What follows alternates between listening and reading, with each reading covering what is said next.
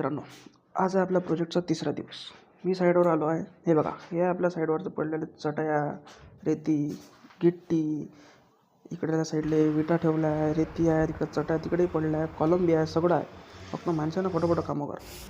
मी याच्या पहिले माणसं तर कामावर लागून गेले. पहा इथं 2 कॉलम झाले आहे उभे, म्हणून असे 12 कॉलम आहे. 12 कॉलम उभे करायचे. पण मी तुम्हाला सांगतो, 12च्या 12 कॉलम तर होणार नाही आज.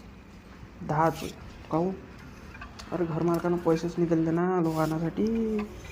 त्यानं जर पैसे दिले असते तर 12च्या 12 कॉलम आज उभे झाले असते ना. काय पैसे भल्ले चिकट आहे घरवाले. काय करता, माणसं कामाचे भेटले आपल्याला, फोटो कामं करते.